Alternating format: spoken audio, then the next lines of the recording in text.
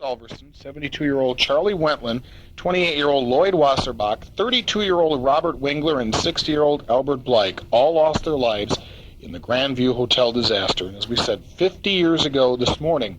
In fact, if we could have built a time machine right now on this Monday morning and looked down the square from where we're sitting today, there would just be a smoldering ruin of what used to be an elegant, multi-story hotel.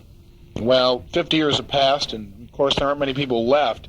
There were eyewitnesses who fought the fire or had an intimate knowledge of the disaster, but we've been able to find one person, the only person that we know of that remains, that was in the hotel the night, the hour, the minute the fire broke out and took those 6 people in that tragic fire.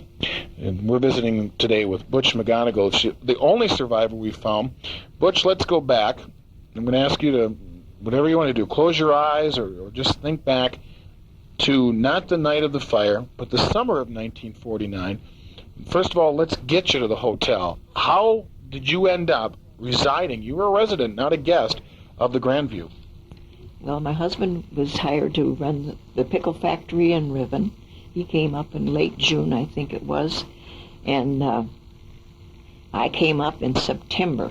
I had been working, and we weren't sure that we wanted to move up to Ripon, so I had stayed in Indiana, and then he finally decided, well, he wanted me to come up with him, and so I came up in September and started working at the pickle factory, running the office while he ran the factory. And I was there from September until it was burnt down, and we went there because there was no place else for us to live. So consequently, I had really good meals and no cleaning to do, and I was thinking that was great. But then I ended up working just as hard anyway. For our listeners, I use the word elegant, and it was a beautiful hotel. I've seen the pictures. But sort of, if you can, remember back to what your room looked like. Was it a large room that you stayed in, that your husband Max stayed in, or was it just the basic necessities? Well, the room had, of course, the bed, had a couple of chairs, and there was a bathroom with the next to the bedroom. It was clean. It was nothing too fancy, but it served the purpose. It was a nice room. It wasn't that we didn't enjoy it, because we did. And it was probably, I can't tell you how big it was because I don't know my feet, but it was a good-sized room. Go back once again to your hotel room, and let's, to give our listeners some idea, when you looked out the window, what could you see from where you were located? Okay, the square was right in front of us, and we were on what was the street next to it there? See, now you're stumping me, and I'm asking the question. There was like some kind of a... Wasn't it the Elks Lodge or something? Or yeah, there was the Elks Lodge. I don't know if it was Elks, but it was something like that. And that was on the other side. And next, when we went up the stairs, ours was the first room on the left. Now, for those of you that go into City Hall now, to get you a better idea, when you walk into City Hall, and there's the dispatch center for the police department, there's an office right behind it. You go up one floor, and that was where Butch and her husband lived at the time of the fire.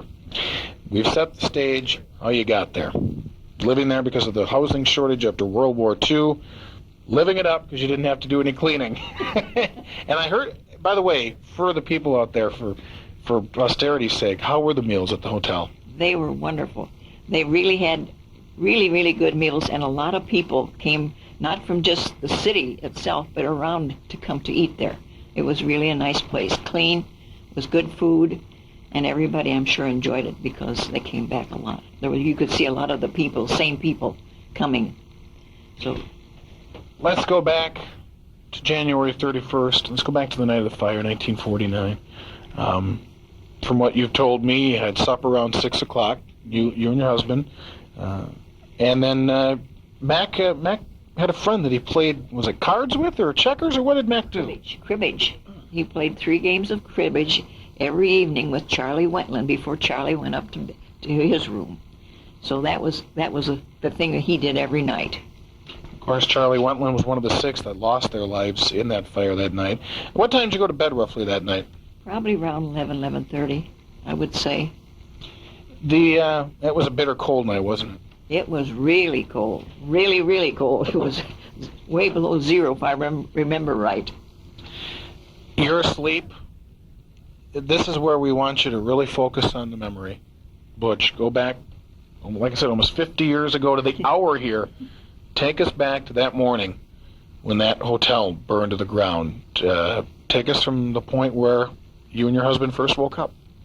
Well, the reason we woke up was we heard Millie Rudine, which was the only reason that probably a lot of people was saved, because she was running down the hall screaming, "Fire, fire, please get out." And of course we didn't know what she was yelling because it was after midnight, and we thought maybe somebody was trying to get after her. So Mac says, "Well, I think we better check and see if Millie's okay."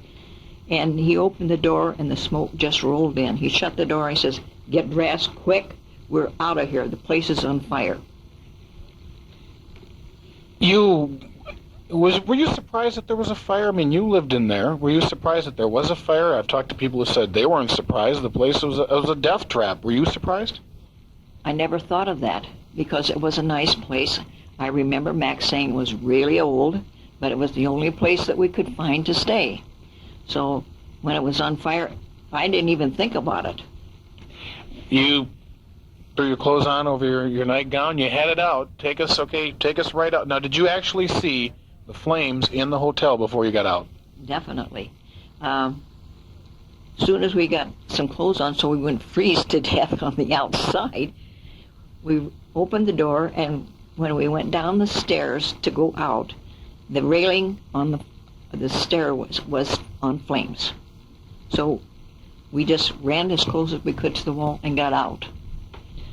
You get outside. Did you see anybody else in the hotel? Did you see anybody else come after you? Were you the only 2 people, you and your husband, that you saw get out of that hotel? Frankly, I don't remember. It's just I know we got out, went right across the street. My husband says, "I think I better get the car out from the back," which was a parking lot, so that the fire engine could come back there if they needed to. And he just ran around the back and got the car out of the parking space and came back down Watson Street, and then we both stood there quite a while watching the fire. I don't think we ever thought we'd get back in, but we watched it anyway.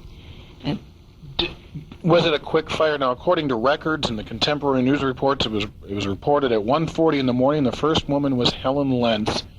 Was the first person who saw that blaze. It started in the north section of the 3rd floor.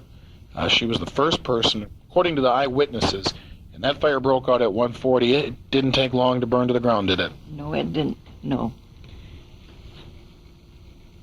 There's also been rumors, Butch, and you're probably one of the few eyewitnesses that can answer it. There have been rumors over the years that the reason some of these people died is they went back into the hotel to get their belongings before they were engulfed in the flames. Did you ever see anybody go back into that hotel after you got out? I don't remember seeing anybody go back at all. I really don't. By the time you got out, and this is going to be a hard question because I'm going to ask you to be very specific. You're running out the door with your husband. The cold air hits you, and I'm sure it was cold that night. You're probably in terror because you realize you just got out of that building. You turn around. What do you see? What's the first thing you see when you look back at that hotel? Flames. And I was so glad we were out of it. We were lucky. The good Lord was looking after us, I guess. Later that night, by the way, for record's sake, did you ever get anything out of that hotel other than the clothes on your back? No. In fact, we had to go back to Indiana to get clothes. There was one very nice restaurateur in this town who took care of you, and I think you want to give them credit for what they did that night. I certainly do. Al Brown, and I'm sure everybody that's familiar with Ripon, came down and opened up the restaurant and had got coffee for us, and he kept it open till the whole morning after that. So we were there for probably till around 4:30, and then we went down to the factory, and because that was warm, and then from there on we went back to Indiana to get some things to wear. When did you find out that 6 people had died in that hotel? It was not until after, maybe the next day or so, because we had gone to Indiana, came back, and we found out that there was people that had burned, and then we could understand why, because there was just no way for them to get out if they didn't get out right that fast. When you look back, and I'm sure you and your husband talked about it, how lucky do you feel? I mean, you had the luck of being in a room by the stairwell near the front. And we don't have records. We don't know exactly where the other people were that died, but you were probably in the, and I hate to use the word lucky, but you were probably in the luckiest place. Outside of being on the first floor, we probably were, yes. The fire, obviously a traumatic, probably the most traumatic experience in your life. How long did it take you to go back, or was it tough for you to go back to that site and look? Well, when we went back, we knew how fortunate we were. And to this day, every time I hear a fire engine go by or a fire whistle, I get kind of panicky. Ironically, the twist in this story is, for those of you that know, of course, the Grandview stands where City Hall is today. The fire occurs in 1949. Lo and behold, 25 years afterwards, Butch ends up working in the building, of course, for years there at the front desk in City Hall. How strange was it for you, when you think about it, that you worked in the same location where you nearly lost your life 25, 30, 35 years ago? It's pretty ironic, really. But I was very happy at City Hall, and I was happy at the hotel at the time. One final question for you, Butch, and you didn't know Alice Callan very well. You did know Charlie Wentland through your husband, and it's going to be 50 years. What's the one thing you're going to remember the most about that night when you look back 50 years and the people that died, and your husband knowing Charlie Wentland, and you living there and barely getting out with your life? What do you look back on? What's the one thing you're going to remember when you wake up on Monday morning, February 1st, and realize it's been 50 years, almost to the hour? What are you going to look back and remember? How very, very fortunate I am to have a house to live in, and the good Lord saved our lives. Coming up next, we'll talk to another, not eyewitness, but somebody who takes an interesting angle on the fire and says that Alice Callan and Claire Solverson, Charlie Wentland, Lloyd Wasserbach, Robert Wingler, Albert Blake, and nearly Mac and Butch McGonegal weren't the victims of arson. They may have been the victim of a fire. They may have been the victim of arson. They may have been murdered. We'll talk to Frank Farber coming up right after this as we continue to remember the Grandview Hotel disaster 50 years ago today on WRPN.